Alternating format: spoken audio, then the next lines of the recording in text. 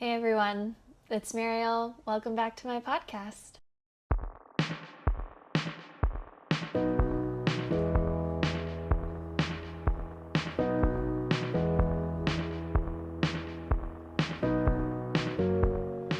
I'm a maker in Northern California where I live with my husband and our dog Wally. Thank you so much for being here and joining me in this little corner of the internet. You can find me on Ravelry and Instagram at WhatMarielMade for more real-time updates on everything that I'm working on. But if you haven't already, grab yourself a drink, a beverage of some kind, or a snack, and kick back because I got a lot of stuff to talk about. Not so much like new things or finished objects, but like just have a lot of things on my mind right now. Things I want to make, things I want to try. So yeah, I'm gonna grab a drink too real quick.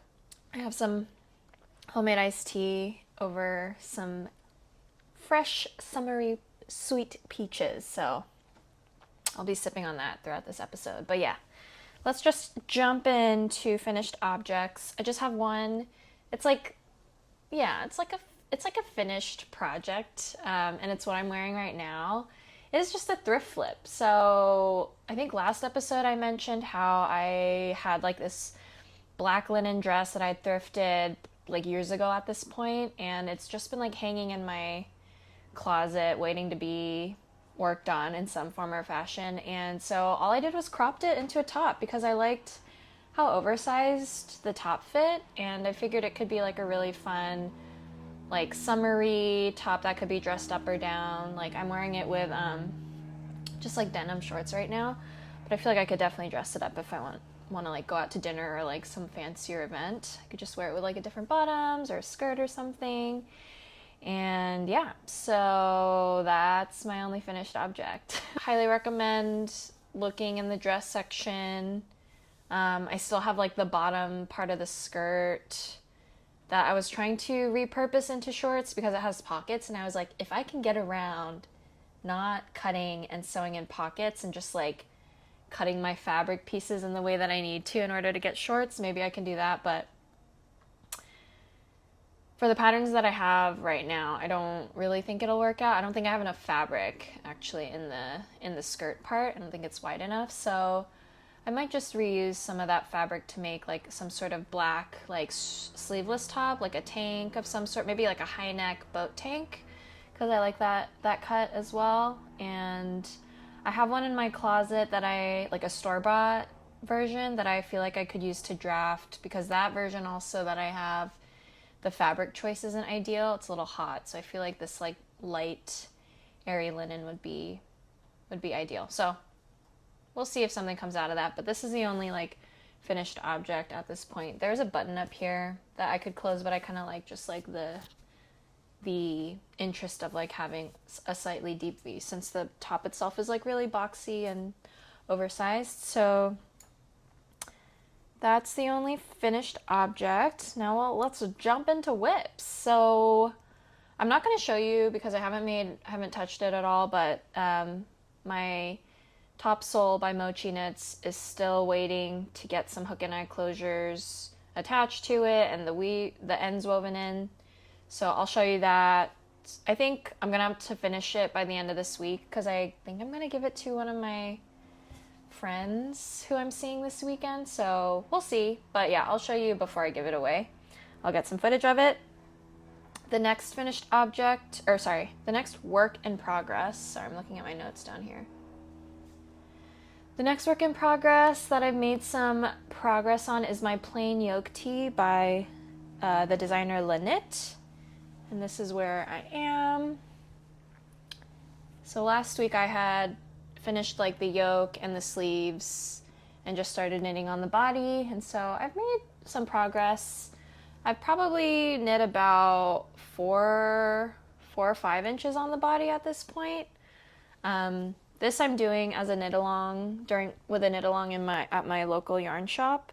And so that was yesterday, and so I had like held off on working on it until yesterday, and then once I started yesterday, I couldn't really put it down even when I got home. So yeah, really enjoying knitting on this. And I mentioned last time how I really like this yarn, and I said like knitting with it was fine. But the more I knit with it, the more I realize like it actually is really nice to knit with. Like it does not hurt my hands at all. It's this yarn. It's Sandisgarn Lena, which is a plant-based yarn. It's cotton, viscose, and linen. But yeah, I feel like there's still a good amount of like stretch or like elasticity to it somehow. It's just not as hard on your hands as I know like cotton yarns can be, like 100% cotton yarns can be. So really like this, and this is in the color, I've gotten it wrong so many times. I believe it's pearl gray. That is the right color. 3820. But I'm pretty sure the name of the color is pearl gray. But yeah, I like it, and I wasn't sure if this was going to be a very flattering color, but I feel like it's actually really nice, like neutral. So I just attached a new ball to it yesterday. So I have one extra ball left of this yarn, and I feel like after this ball, I don't think I'll need more than that. So yeah, hopefully we'll finish this before next episode, and I'll be wearing it next episode. So stay tuned for that. But I've been really enjoying this, and I wanted to show you one of the ladies at my knit along group. Alicia, if you're watching, I know you watch podcasts sometimes, so it'd be cool if you watched one of these, but she learned about this little trick from a podcast. These are just like the little plastic like things that come with, like, you know, when you buy like a loaf of store-bought bread, but it can like act as a little bobbin to hold your long yarn ends and to keep them out of the way, and it's really light and it won't weigh down your knitting. And so she had a bunch of extra yesterday and like gave a couple to me. So thank you, Alicia. Been really enjoying getting to know everyone at the knitting group and knitting with them, and like just going through this project together. So that is my first official whip I'm showing y'all. Next we have the matching Rowan vanilla socks, which I was doing on DPNs last week, and I've made a little bit of progress. A little more progress. Last time I think I only had some of the foot done, or the leg, the cuff and the leg done, but I've since done the heel, and this is, surprise, surprise, a shadow wrap heel, and I just did it on 2 DPNs. So normally, you know, just knitting in the round, I use 4 DPNs to hold the like full round of the sock. You use your 5th DPN to like knit around and swap in a needle, and you'll always end up with a 5th like working needle, I guess, working DPN. But for the shadow wrap sock, what I did was once I was ready to start the heel, I just like knit across two needles and put them onto 1 needle, and then worked flat back and forth, because that's how you work the shadow wrap heel. You just work flat and you go back and forth, and it's like a form of a German short row heel. So you do that. So at any given point, I actually only had like 3 needles on my sock, and on the 3rd needle here, I just had double the amount of stitches working the heel, and my 4th needle was going in, and I was working back and forth. So don't know if that made sense, but it worked, and I was kind of worried that my DPNs would be a little short. These are like the 5-inch DPNs. And I was kicking myself a little while ago because I wish I had gotten like the 6 or 7-inch long DPNs, but the 5-inch ones, they work. You just kind of have to be careful like when you set it down, or if you put this in like a project bag, or if you take it on the go with you, because yeah, your stitches are just, it's going to be more prone to slide out if you don't make sure the stitches are in the middle of the DPN. So that's that. The way the color has been like striping is a little funky because of the shadow wrap. So essentially like these stitches on the leg, they get put on hold as you're working the shadow wrap heel, and then you reattach fully to your all the stitches on your sock once you're done with the heel. But because this is like a gradient sock yarn, there's kind of a really stark contrast here. So don't love that, but at the same time, like, it's fine. And I just still like seeing how the yarn works up in this sock. So for those who are just tuning in, this is the Rowan, brand Rowan sock yarn, in the color Ocean, and it is a single ply superwash and polyamide sock yarn base. And for the leg, I'm just doing these self-drafted and just kind of following my heart when it comes to like just making everything the right length. So for the leg, I decided to do, I ended up I think with 45 rounds of stockinette. The cuff is 15 rounds of 1x1 rib. And yeah, I'll have all the numbers, the final numbers for the sock listed out on the Ravelry page. So just keep an eye on that. I'm updating it as I go so I remember what my numbers are going to be for the second sock. So that's that. Super fun. And yeah, just cool colors. Can never have too many socks. So that is my matching Rowan vanilla socks. And then finally, this is a new whip that I talked about last time, but I haven't showed y'all yet. This is the Pressed Flowers Shawl by Amy Christophers or Savory Knitting. And for this, I'm using linen quill, Pearl Soho linen quill yarn in the colors. This is my main color. This is golden green. And my contrast color, the color of the flowers, is their like whitish, undyed-ish color Pale Oats. So together they look like that. And this is what I have so far. Such a popular like pattern. So I was so curious about like knitting it up, and everyone says like, yeah, you like really get to know the pattern and you memorize the chart after a few repeats, and I agree with that. That was really fun actually. So you start knitting here and then it grows like this. And yeah. The original pattern calls for a DK weight yarn, and I'm only using these like fingering weight held single. So I decreased my needle size to a 3.75 just based on one of the Ravelry projects that I saw that also used just linen quill held single. And I think the fabric so far is fine. Like the flowers they're not as clean, I guess, as they might be in in like a DK weight yarn and like a slightly tighter gauge.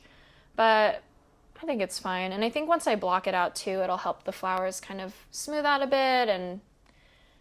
But even so, they're really cute. Hey everyone, editing Mariel here. I just wanted to mention a video that I will link in the description that really helped me like conceptually wrap my head around how the Pressed Flowers Shawl like charts are set up and how to read them, and also get more accustomed to mosaic knitting like concepts too. Yeah, I think if it's your first time, it's a little overwhelming to like read the pattern and the chart and go from like written to charted, like reading. So highly recommend that video. You don't even have to watch like all of it, but I found like the first half of the video pretty helpful. So yeah, once again, I'll link it, and I hope it's helpful. Bye. I will say though, like I am at that point where, the shawl is just you just keep increasing and each row gets longer and longer. And I have memorized the pattern at this point, and because I was kind of like just working up to that, at first it was really potato chippy, and I was like, oh yeah, like we'll get the next row of flowers, but now I'm like, okay, like there's more flowers, cool, more stitches, and each row takes like a bit longer to do. And I was watching What's Millie Making's Millie's podcast, and I think she had also mentioned either the Pressed Flower Shawl or some other shawl, and how she's not like a super fond of knitting just like super repetitive shawl patterns because it just becomes kind of a slog after a while, because yeah, it's just really repetitive, and everything, you kind of lose your momentum because it just gets longer and longer. You have to work with more fabric and more stitches. And that's kind of where I am right now. I mean, it is like super cute, but there's part of me that's like, should I just make a pressed flowers bandana? Like, should I just cut it really short? Because I really like this yarn specifically, And I have an extra skein of it. And I would like to like make, I think like a vest for myself, like a slip over vest with this color. I think that would be really fun. So part of me is like, should I just like end things sooner than later here? I'm thinking of not even doing the border chart and just leaving it here. Maybe doing a little I-cord like edge around the entire thing just with white and call it a day. But at the same time, I think I will enjoy having like a larger sized shawl. So I don't know. Let me know what you think. But I think even as like a bandana, this would be really cute. Sorry, I'm gonna rub my microphone really quick, but here, let's see. Like, just imagine.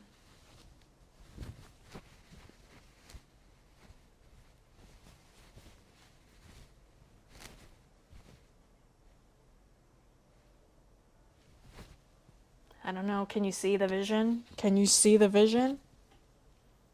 Yeah, it's fun, but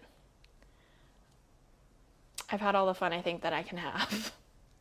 But yeah, I don't know. We'll see. I'll probably just keep knitting on it until I'm really just like, I don't want to do this anymore. I'm over it. But for the time being, it has become mindless enough where I can like have something playing in the background. For all my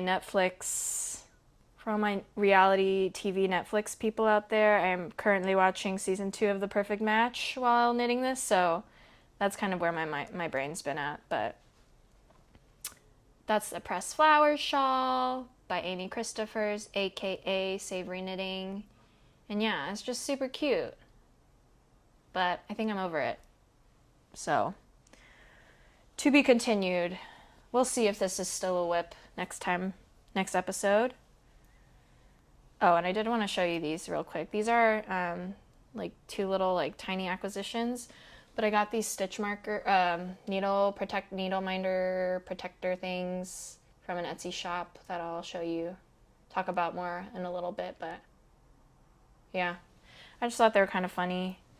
I don't really like the cartoony looking ones, but these were kind of, I don't know, kind of punk rock. Knitting but punk rock, yeah. I might get another set so I have like 2 white, 2 black, but I can also mix. So yeah, that's the Pressed Flowers. And that's the final knitting whip. I'm going to talk about spinning now, so if you're not interested in spinning, just skip to the next chapter in this video. But, let's see. Let me show you my acquisitions first, and then I'll show you what I'm working on right now. So, the same shop that I got those needle protectors from is BZB Fibers on Etsy. I got a bunch of fibers from this shop. They're based also in like the Bay Area, just like north of San Francisco. So I wanted to order some, just wanted to support a local to me shop owner. And so I got some more fiber. And this is the fiber I'm working on now, but this is a Corriedale, and this like really cool, like stripy. I believe all of these are undyed too. All the ones I got are undyed, so these are just natural undyed colors. This is a Corriedale. And let me get the other ones real quick. Sorry, I'm gonna leave them in their plastic because once I undo them, they'll expand and I won't be able to get them back in the bags. I got 2 BFL. One is slightly stripy again, kind of like the Corriedale I just showed you. And then one is just like more of a heathered grayish brown color. And these are both BFL. And I haven't spun with BFL yet, so I think these will be cool. It's just seemed like a favorite type of fiber, go-to fiber for a lot of people to spin. So got those. And then I got this domestic Rambouillet, which is just white, undyed, off-white, creamy color. And what intrigued me most about this is that it's domestic. So it's like they're sheep, Rambouillet sheep, born and raised in the States, which is, I feel like, I don't know, American wool. Like, we need, if I'm an American knitter, I should be working with American wool, no? So yeah, I just wanted to try a different type of fiber, and the fact that it was like domestic versus, I think a lot of Rambouillet is just like French. So it was cool to find this variety of wool locally, yeah. So those are the fiber acquisitions. And for the Corriedale, it's so pretty. It came in a braid, like if I had left it, but I went ahead and like unbraided the braid, and so now it's just this like big lump of fiber, big lumpy lump. Okay, so this is, I'm working on my drop spindle, and this is what that spin is looking like so far, the Corriedale. I love it. It's like so naturally, yeah, just like varied in the colors you get, but I like that it's just like the white and the brown, the deep brown. I think it'll knit up really, really pretty. My initial thought was to ply this with this single that I did and showed y'all last time. And I actually don't think I'm going to do that now, because seeing them side by side, I feel like they both have enough, like, I don't know, they have enough character on their own where I think I'll just ply it with itself and leave it alone. I don't mind if I get a little less yardage this time around, just because I'm learning and I'm playing and I'm having fun. But related to that, I'm going to go on a little beginner spinning rant. And all of this is like my own fault. It's not even like that much of a problem, but it feels like a problem to me. Or just wish I had done things differently or paid more attention. But anyway, sorry, fiber in the mouth. So I've only been spinning with a drop spindle. And the most intuitive way for me to spin on a drop spindle is to spin counterclockwise. Now, there's so much, not even debate, but there's a lot of discussion online from some research that I've done on Z twist and S twist, and which twist is better for knitting versus crochet, and typically how people should spin or tend to spin yarn for knitting or crochet, and how to ply and what direction to ply for knitting or crochet based yarn or purposed yarn. And essentially I've been doing things backwards for the purpose of what I want to use my yarn for, which is knitting. So Z twist is clockwise. I wrote my notes down so I don't get this mixed up. Yeah, so Z twist is clockwise, like spinning your yarn in a clockwise direction. S twist is spinning your yarn in a counterclockwise direction. And when I spin on my drop spindle, like if I just spin that's in the way that's most comfortable to me, it's counterclockwise, which is S twist. But you see, if I want to make a multiple ply yarn, technically a lot of people would recommend spinning your singles in S twist first, which is counterclockwise. And then when you go in to ply your yarns, you have to ply them in the opposite direction to get the yarn plies to stick together. And that has to be done in the clockwise direction, or in Z twist, because you've already spun the singles S twist. But all my singles are in Z twist. All my singles, as in this single and this single.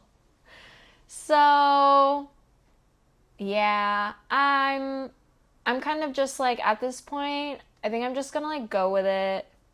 I could stop spinning this fiber for now. I could probably just like take this off the spindle and ply this little bit and just have like a little sample, because I do have a lot left of this Corriedale still, so I might do that and just kind of like test, make a mini skein out of this and test to see how that yarn knits up and comes out. So I might do that. And the same goes for this. I think I'm just gonna ply it, make a ball, and just ply it on itself. in the counterclockwise direction. Or no, in the clockwise direction. Yeah. You see, it's just so confusing. So, yeah. And the reason for this is that, or like, I was like, just trying to understand, like, why? Why is there direction? Why is there like a preferred direction? And essentially it's because anything that remains, so yarns that are plied or remain in counterclockwise direction will continue to add twist into the yarn as you knit. Because when you knit, like Western style knitting at least, the way our stitches are placed on our needles is that the right leg is in front, and when we like knit through that right leg and kind of push it to the back and take it off. So if you kind of think about that, it's kind of twisting counterclockwise. At least that's what I think in my head. So yeah, so I think in that way, having knitting in the same direction that your yarn is already twisting in is probably for the best. But again, I'm gonna just try knitting with this completed yarn that's like done in the opposite way, and I'll report back. It's just kind of an experiment at this point. I want to see if I feel a difference or see a difference in like the finished fabric. So yeah, stay tuned for that. I might just record an entirely separate video because everyone's probably not interested in this, but yeah, that's been my dilemma. But all that being said, and that kind of took a little bit of the wind out of my spinning sails, if I'm being quite honest. But, you know, a lot of this is just like, I'm a beginner. I don't know anything. I'm still learning. So we'll just keep chugging along. And I'm back on like the spinning. I'm like back in the spinning mindset.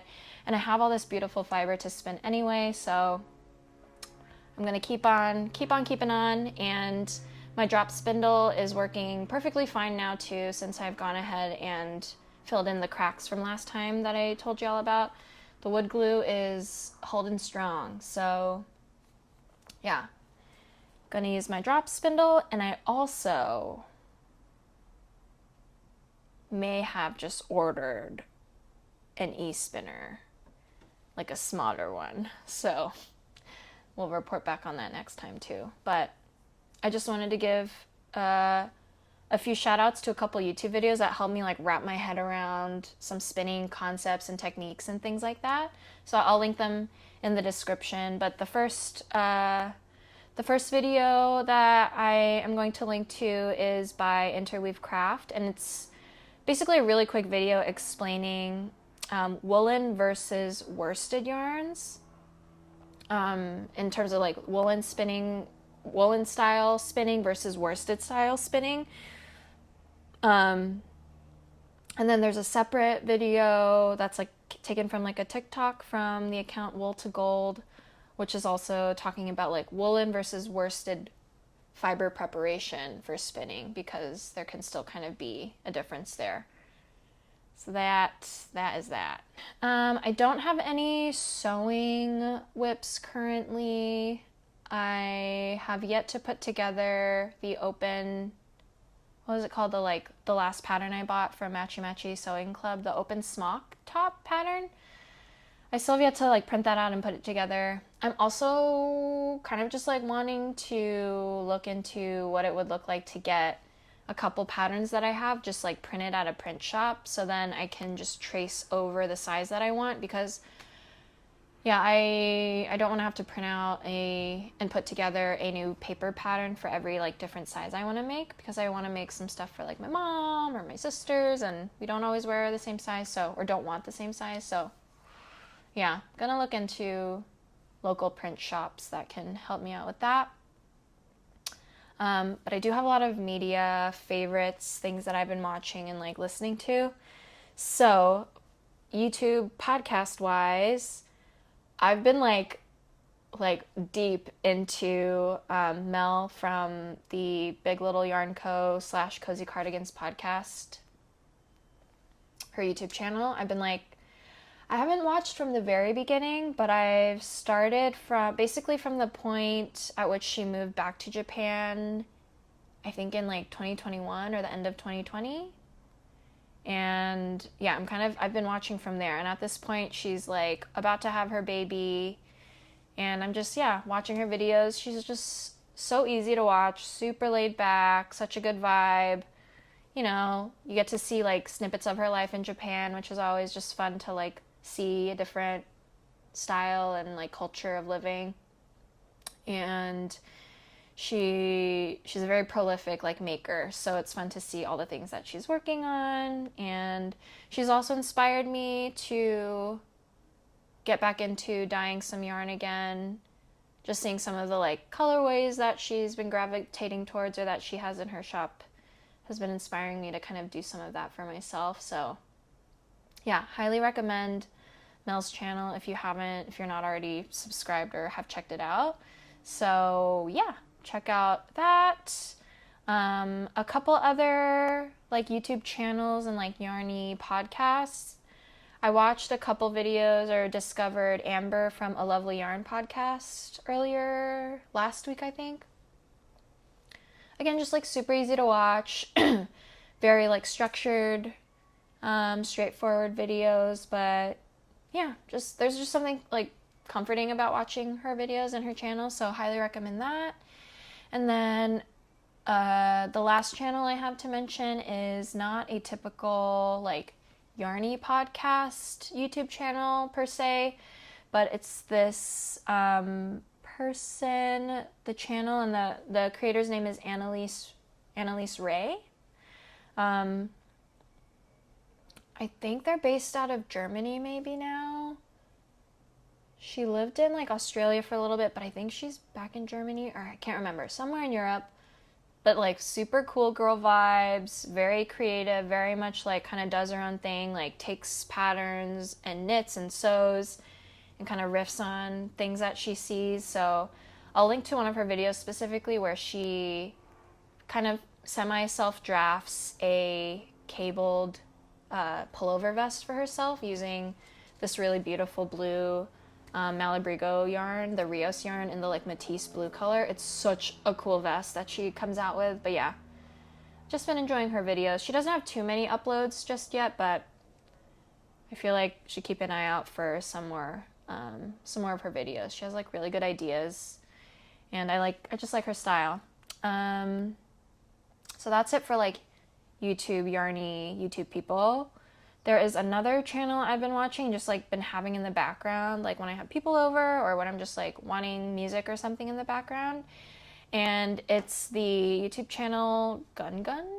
I think that's how you say it. But it's just like you know, like the channels that just have like DJs who just like have like, they just play their like sets or do their sets on these like really long YouTube videos. There's a few channels like that I've been checking out, but this guy's channel I really like. Just like a good vibe. He's like super low key, like most of the time his back is like turned to the camera, which I like. Like I don't really care to like look at anyone DJing too much. And the music that he chooses is really nice, and his like set is like the like atmosphere that his video has is really good. So highly recommend that if you're looking just for some like good focus or like groovy, vibey music. Really, really like it. Okay.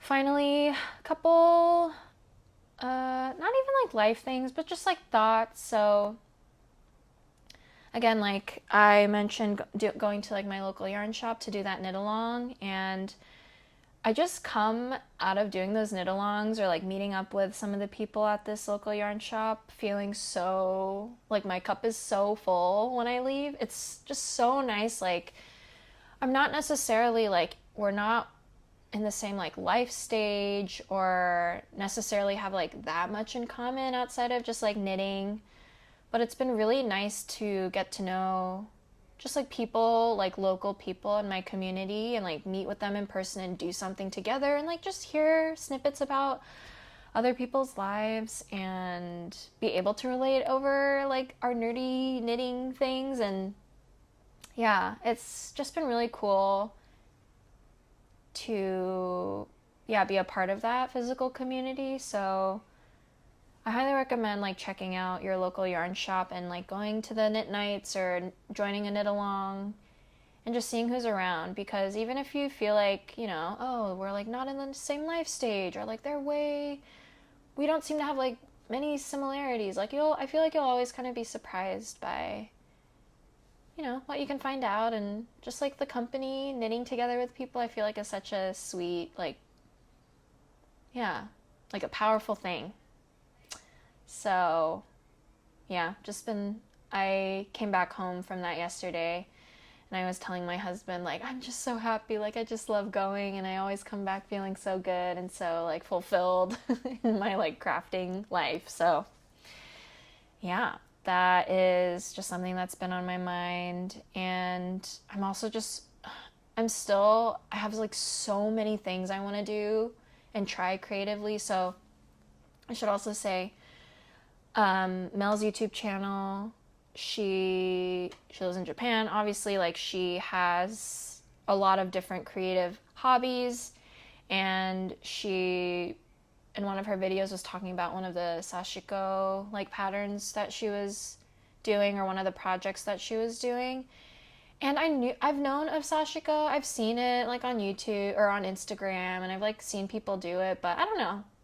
Maybe it's just because I think Mel's really cool and I like her style and her vibe, but I don't know, something about how she like talked about it or described it made it seem extra accessible and just like really fun. So I have my eye on some like sashiko kits on Etsy. So yeah, things like that. I'm just like, why not? Why not try it?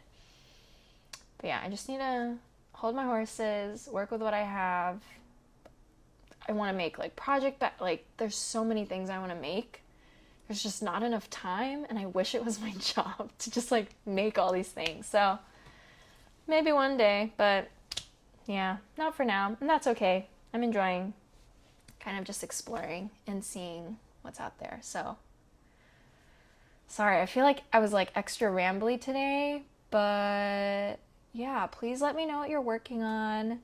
If you're a spinner, please let me know where you weigh in on the like Z versus S twist finished yarns, and if you've seen a difference in knitting with one or the other. And have a great day or night whenever you're watching this, and happy making. I will talk to you next time. Bye.